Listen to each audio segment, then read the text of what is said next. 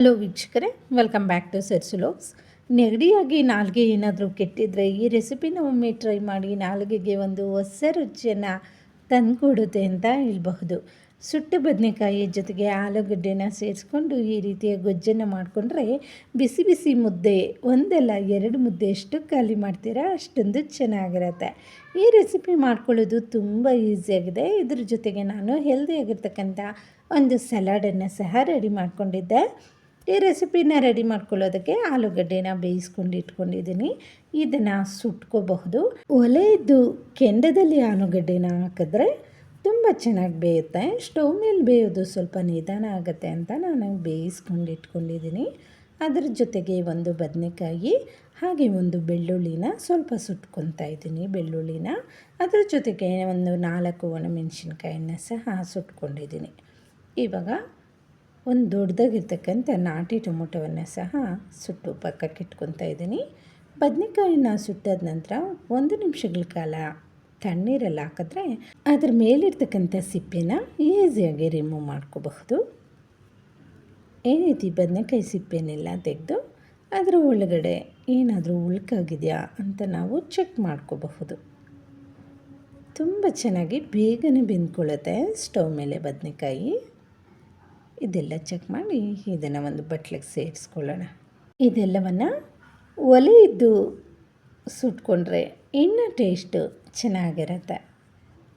ಇವಾಗ ಟೊಮೊಟೊ ಸಹ ಚೆನ್ನಾಗಿ ಬೆಂದಿದೆ.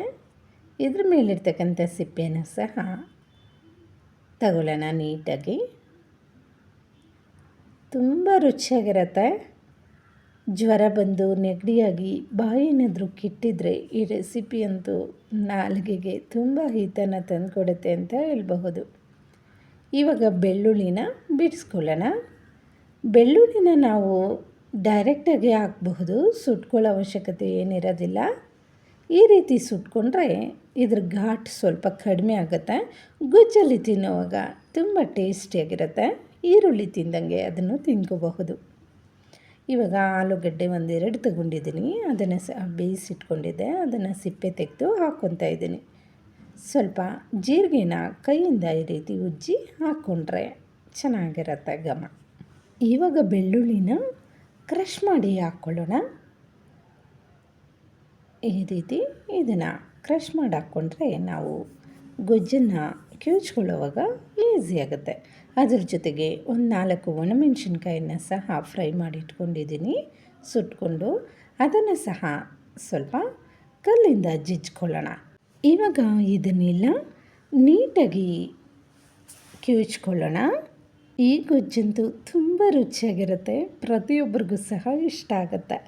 ಚಿಕ್ಕ ಮಕ್ಕಳಿಂದ ಹಿಡಿದು ದೊಡ್ಡವ್ರ ತನಕ ಬಾಯಿ ಚಪ್ಪರಿಸ್ಕೊಂಡು ತಿಂತಾರೆ, ಅಷ್ಟೊಂದು ಟೇಸ್ಟಿಯಾಗಿರುತ್ತೆ. ಆಲೂಗಡ್ಡೆನ ತುಂಬ ನುಣ್ಣಗೆ ಇದನ್ನು ಕಿವುಚ್ಕೊಳ್ಳೋಕ್ಕೆ ಹೋಗಬಾರ್ದು. ಸ್ವಲ್ಪ ದೊಡ್ಡದಾಗಿ ಇದ್ರೂ ಚೆನ್ನಾಗಿರುತ್ತೆ. ಸ್ವಲ್ಪ ಹುಣಸೆ ಹಣ್ಣನ್ನು ನೆನೆಸಿಟ್ಕೊಂಡಿದ್ದೀನಿ. ಅದನ್ನು ಸಹ ಇದರಲ್ಲಿ ಸೇರಿಸ್ಕೊಳ್ಳೋಣ. ಇವಾಗ ಇದಕ್ಕೆ ಒಂದು ಸ್ವಲ್ಪ ನೀರನ್ನು ಸೇರಿಸ್ಕೊತಾ ಇದ್ದೀನಿ. ಕನ್ಸಿಸ್ಟೆನ್ಸಿ ನೋಡಿಕೊಂಡು ನೀರನ್ನು ಸೇರಿಸ್ಕೊಳ್ಳಿ. ಮುದ್ದೆಗೆಲ್ಲ ತಿನ್ನಬೇಕು ಅಂದರೆ ಸ್ವಲ್ಪ ಗಟ್ಟಿಯಾಗಿದ್ರೇ ಚೆನ್ನಾಗಿರುತ್ತೆ. ಇವಾಗ ಕೈಯಿಂದ ಚೆನ್ನಾಗಿ ಗೊಜ್ಜನ್ನು ಕಿವುಚ್ಕೋಬೇಕು. ಆ ರೀತಿ ಮಾಡಿದ್ರೆ ನೀವು ಗೊಜ್ಜಿಗೊಂದು ಟೇಸ್ಟ್ ಬರುತ್ತೆ. ಕೈಯಿಂದ ಚೆನ್ನಾಗಿ ಇದನ್ನು ಕಿವುಚ್ಕೊಂಡು ಇವಾಗ ರುಚಿಗೆ ತಕ್ಕಷ್ಟು ಉಪ್ಪನ್ನು ಸೇರಿಸ್ಕೊಳ್ಳೋಣ. ಕಲ್ಲುಪ್ಪನ್ನು. ಇನ್ನು ಸ್ವಲ್ಪ ನೀರು ಬೇಕು ಅನಿಸ್ತು, ಅದಕ್ಕೆ ಒಂಚೂರು ನೀರನ್ನು ಆ್ಯಡ್ ಮಾಡ್ಕೊತಾ ಇದ್ದೀನಿ. ಚೆನ್ನಾಗಿ ಇದನ್ನೆಲ್ಲ ಮಿಕ್ಸ್ ಮಾಡ್ಕೊಳ್ಳೋಣ. ಇವಾಗ ಸಿಂಪಲ್ಲಾಗಿ ಇದಕ್ಕೊಂದು ಒಗ್ಗರಣೆಯನ್ನು ಕೊಡೋಣ.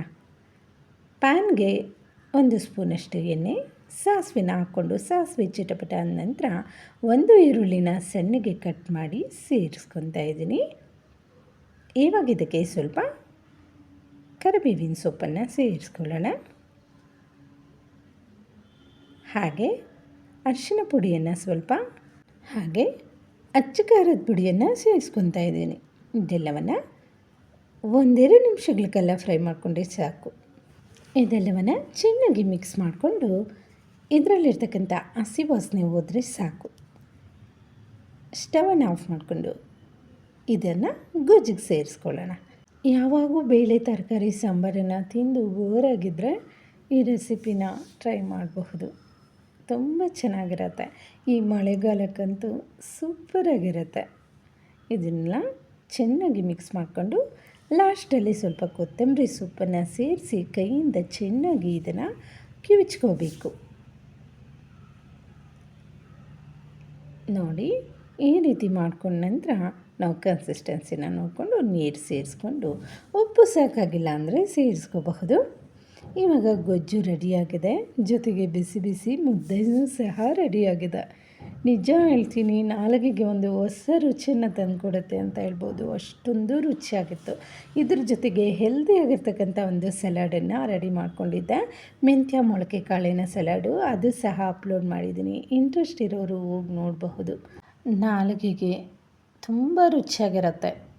ಕರಿದ ಪದಾರ್ಥಗಳು, ಹೆಚ್ಚು ಮಸಾಲೆ ಪದಾರ್ಥಗಳನ್ನು ತಿನ್ನೋ ಬದಲು ಈ ರೀತಿ ಹೆಲ್ದಿಯಾಗಿರ್ತಕ್ಕಂಥ ಅಡುಗೆನ ಮಾಡ್ಕೊಂಡು ತಿಂದರೆ ಆರೋಗ್ಯಕ್ಕೂ ಸಹ ತುಂಬ ಒಳ್ಳೆಯದಲ್ವಾ.